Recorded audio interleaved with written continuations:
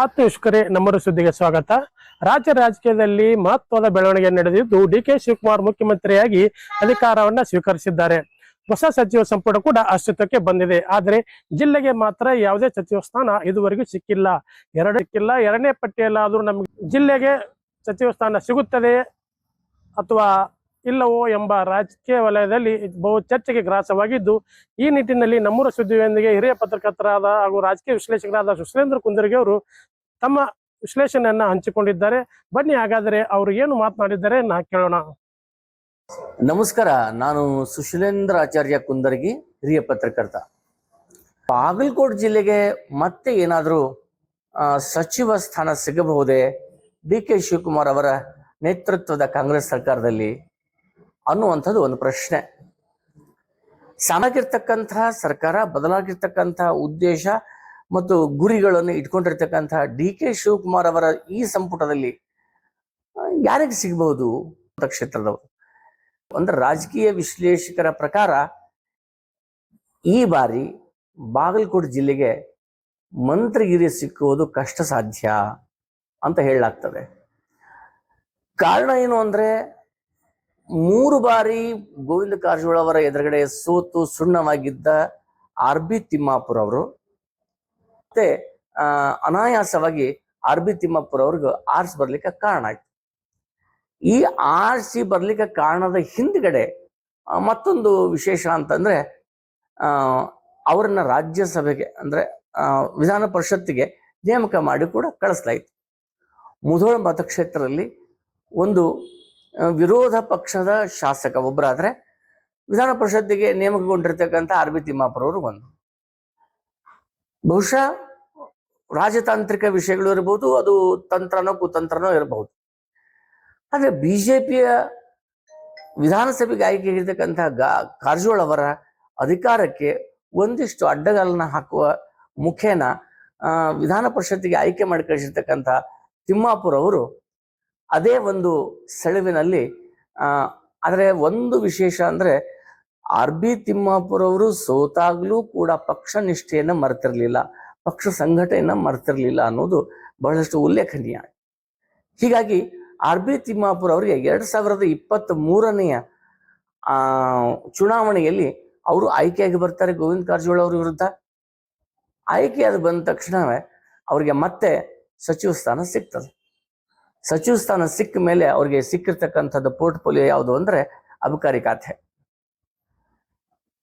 ಅಬಕಾರಿ ಖಾತೆ ಸಿಕ್ಕ ತಕ್ಷಣವೇ ಒಂದಿಷ್ಟು ವರ್ಷ ಸುಗಮವಾಗಿ ನಡೆದಿರ್ತದೆ. ಆದ್ರೆ ಅವ್ರ ಮೇಲೆ ಗುರುತರವಾಗಿರ್ತಕ್ಕಂಥ ಒಂದಿಷ್ಟು ಆರೋಪಗಳು, ಅಬಕಾರಿ ಖಾತೆಯನ್ನ ದುರುಪಯೋಗ ಪಡಿಸ್ಕೊಂಡ್ರು ಅನ್ನುವಂಥ ಆರೋಪ ರಾಜ್ಯ ಮಾತ್ರ ಅಲ್ಲ ದೇಶದಾದ್ಯಂತ ಅದು ಪ್ರಚಲಿತ ಆಗ್ತದೆ. ಹೀಗಾಗೋದ್ರಿಂದ ಪ್ರಸ್ತುತ ಸರ್ಕಾರದಲ್ಲಿ ಈ ರೀತಿಯಾಗಿರ್ತಕ್ಕಂಥ ಕಪ್ಪು ಚುಕ್ಕಿ ಇರ್ತಕ್ಕಂಥ ಆರ್.ಬಿ. ತಿಮ್ಮಾಪುರ್ ಅವರನ್ನು ಮತ್ತೆ ತಗೊಳ್ತಾರಾ ಇರಬಹುದು, ನಂಗೆ ಗೊತ್ತಿಲ್ಲ. ರಾಜತಾಂತ್ರಿಕ ವಿಷಯದಲ್ಲಿ ಏನು ಬೇಕಾದರೂ ಆಗಬಹುದು. ಆದರೆ ಮುಖ್ಯವಾಗಿ ಇನ್ನೊಂದು ಹೇಳ್ಬೇಕಂದ್ರೆ ಬಹುತೇಕ ಉತ್ತರ ಕರ್ನಾಟಕದ ಕಾಂಗ್ರೆಸ್ ಶಾಸಕರಾಗ್ಲಿ ಸಚಿವರಾಗ್ಲಿ ಇವರೆಲ್ಲರೂ ಕೂಡ ಸಿದ್ದರಾಮಯ್ಯನ ಬೆಂಬಲಿಗರಾಗಿರ್ತಾರೆ. ಹೀಗಾಗಿ ಪ್ರಸ್ತುತ ಅವಧಿಯ ಸರ್ಕಾರ ಡಿ.ಕೆ. ಶಿವಕುಮಾರ್ ಅವರು ಆದರೂ ಕೂಡ ಸದ್ಯದ ಸಚಿವ ಸಂಪುಟವನ್ನಂದ್ರೆ ಯಾರು ಪ್ರಮಾಣ ವಚನ ಸ್ವೀಕಾರ ಮಾಡಿದಾರೋ ಆ ಪ್ರಮಾಣ ವಚನ ಸ್ವೀಕಾರ ಮಾಡಿದ ಸಚಿವ ಸಂಪುಟವನ್ನು ಪರಿಗಣನೆಗೆ ತಗೊಂಡ್ರೆ ಬಹುತೇಕರು ಕೂಡ ಸಿದ್ದರಾಮಯ್ಯನ ಅತ್ಯಾಪ್ತರೇ ಆಗಿದ್ದಾರೆ. ಹೇಳ್ತಾ ಇದ್ದೀವಿ ಅಂತಂದ್ರೆ ಈ ರೀತಿಯ ಸಿದ್ದರಾಮಯ್ಯನವರ ಅತ್ಯಾಪ್ತರಲ್ಲಿ ಇವರು ಆಪ್ತರೆ, ಆದ್ರೆ ಅತ್ಯಾಪ್ತರಲ್ಲಿ ಗುರುತಿಸ್ಕೊಳ್ತಕ್ಕಂಥ ಯಾವ ಮುಖಗಳು ಬಾಗಲಕೋಟೆಯಲ್ಲಿ ಇಲ್ಲ.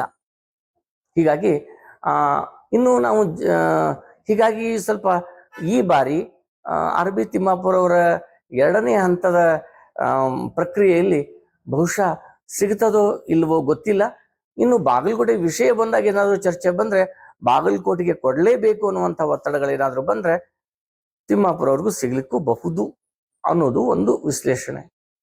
ಇದರ ಜೊತೆಗೆ ಅತ್ಯಂತ ಹಿರಿಯರಾಗಿ ನ್ಯಾಯಯುತವಾಗಿ ಸಿಗಬೇಕಾದದ್ದು ಜೆ.ಟಿ.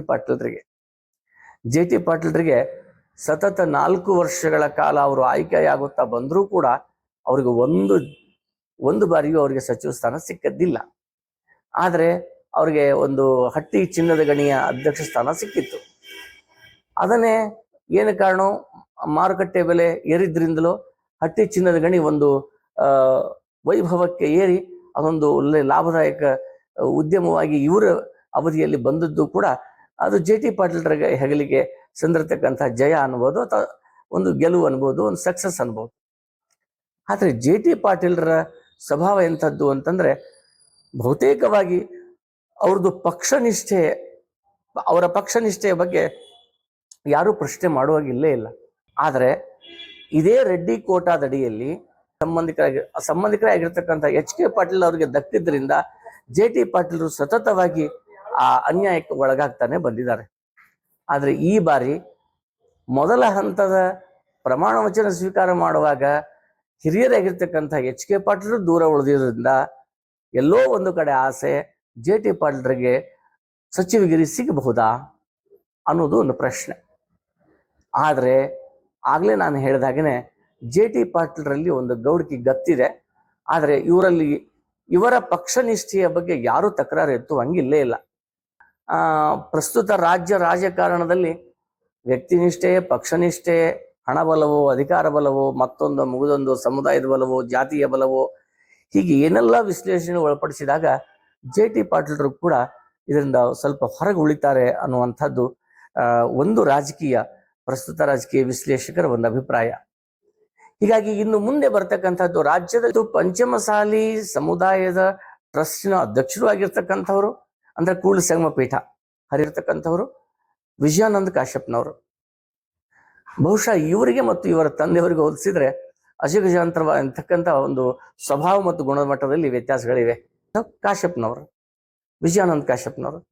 ವಿಜಯಾನಂದ ಕಾಶ್ಯಪ್ನವರು ಬಹುಶಃ ಬಹಳಷ್ಟು ಜಿಲ್ಲೆಯಲ್ಲಿ ಹಿರಿಯರೊಂದಿಗೆ ಸಹವಾಗಿರ್ತಕ್ಕಂಥ ಸುಸಂಬಂಧಗಳನ್ನ ಇವರು ಹೊಂದಿಲ್ಲ ಅನ್ನೋಕ್ಕಿಂತ ಒಟ್ಟಾರೆಯಾಗಿ ಅದೊಂದು ಸಮೀಕರಣ ಇಲ್ಲಿ ಹೊಂದಿಲ್ಲ, ರಸಾಯನ ಸರಿಯಾಗಿ ಹೊಂದಿಲ್ಲ.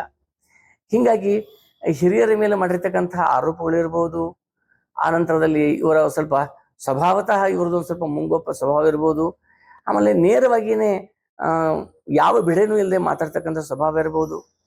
ಇವೆಲ್ಲ ಕಾರಣಗಳಿಂದಾಗಿಯೂ ಕೂಡ ಜೊತೆಗೆ ಇವರು ಕೂಡ ಅಷ್ಟು ಅತಿಯಾಗಿ ಒಬ್ಬ ರಾಜ್ಯ ರಾಜಕಾರಣದ ನಾಯಕರು ಅನಿಸ್ಕೊಂಡವ್ರಿಗೆ ಜೊತೆಗೆ ಗುರುತಿಸ್ಕೊಳ್ಳೋದ್ರಲ್ಲಿ ಸ್ವಲ್ಪ ದೂರದವೇ ಉಳಿದಿರ್ತಕ್ಕಂಥವ್ರು ಅಂದ್ರೆ ತಪ್ಪಾಗಲಾರದು.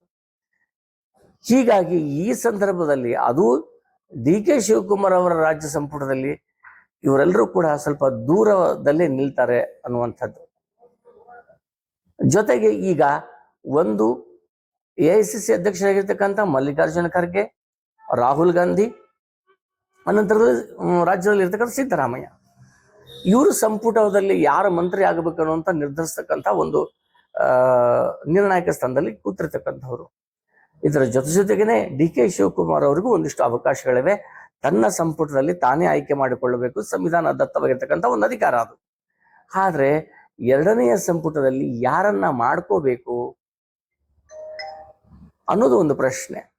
ನಾನು ಆಗ್ಲೇ ಹೇಳಿದಾಗೆ ಈ ಹಿರಿಯ ಮೂವರು ಕೂಡ ಜಿಲ್ಲೆಯ ಈ ಮೂವರು ಕೂಡ ಏನೋ ಕಾರಣ ಗೊತ್ತಿಲ್ಲ, ಇಲ್ಲಿವರೆಗೆ ವಿಶ್ಲೇಷಿಸಿದ ಹಾಗೆ ಅಥವಾ ರಾಜಕೀಯ ವಿಶ್ಲೇಷಣೆ ಪ್ರಕಾರ ಅವರು ಸ್ವಲ್ಪ ದೂರ ಉಳಿತಾರೆ. ಹೀಗಾಗಿ ಇನ್ನು ಬರ್ತಕ್ಕ ಸಿಗೋದು ದುರ್ಲಭವಾಗಿರ್ತಕ್ಕಂಥದ್ದು. ಬಹುಶಃ ಬೇರೆ ಇರ್ಬೋದು. ಇದಕ್ಕಿಂತ ಮುಂಚಿತವಾಗಿ JT ಪಾಟೀಲ್ರವರ ಅವಧಿಯಲ್ಲಿ, ಅದರ ಹಿಂದಿನ ಕೆಲ ಅವಧಿಯಲ್ಲಿ ಸಾಕಷ್ಟು 64 ಎಷ್ಟು ಬೇಕಷ್ಟು ಮುಖ್ಯಮಂತ್ರಿ ಮಾಡಬೇಕು. ಆದರೆ ಒಂದು ನಿಯಮ ಬಂದ ಮೇಲೆ ನಮ್ಮ ಆಯ್ಕೆಯ ಅಂದ್ರೆ ಆಯಾ ರಾಜ್ಯದ ವಿಧಾನಸಭೆ ಸದಸ್ಯರ ಸಂಖ್ಯೆಗೆ ಅನುಗುಣವಾಗಿ ಇಂತಿಷ್ಟು ಮಂತ್ರಿಗಳು ಇರಬೇಕು ಅನ್ನೋದು ಯಾವಾಗ ನಮಗೆ ಆದೇಶ ಬಂತೋ ಆವಾಗ ನಮ್ಮಲ್ಲಿ 33 ಸಚಿವರನ್ನ ಮಾಡ್ಲಿಕ್ಕೆ ಅವಕಾಶ ಇದೆ. ಈಗಾಗಲೇ 13 ಸಚಿವರು ಪ್ರಮಾಣ ವಚನ ಸ್ವೀಕಾರ ಮಾಡಿದ್ದಾರೆ. ಎರಡನೇ ಹಂತದಲ್ಲೂ ಕೂಡ ಬಾಗಲಕೋಟೆ ಜಿಲ್ಲೆಯವನಾಗಿ ನಾನು ಕೂಡ ಎಲ್ಲೋ ಒಂದ್ ಕಡೆ ಸಚಿವಗಿರಿ ಸಿಗಬೇಕು ಕೂಡ ಅನ್ನುವಂಥ ಆಶೆಯನ್ನು ವ್ಯಕ್ತಪಡಿಸ್ತೇನೆ. ಆದರೆ ಒಳ್ಳೇದಾಗ್ಲಿ. ಇದು ಸಿಗದೆ ಹೋದ್ರೆ ಕೊನೆಗೆ ಹಿರಿಯರಾಗಿರ್ತಕ್ಕಂಥ JT ಪಾಟೀಲ್ರಿಗೋ ಅಥವಾ ಕಾಶ್ಯಪ್ನವ್ರಿಗೋ ಮತ್ತೆ ನಿಗಮ ಮಂಡಳ ಅಧ್ಯಕ್ಷ ಸ್ಥಾನ ಸಿಗಬಹುದು, ಬಹಳಷ್ಟು ಒತ್ತಾಯ ಮಾಡಿದರೆ ಮಾತ್ರ. ನಮಸ್ಕಾರ.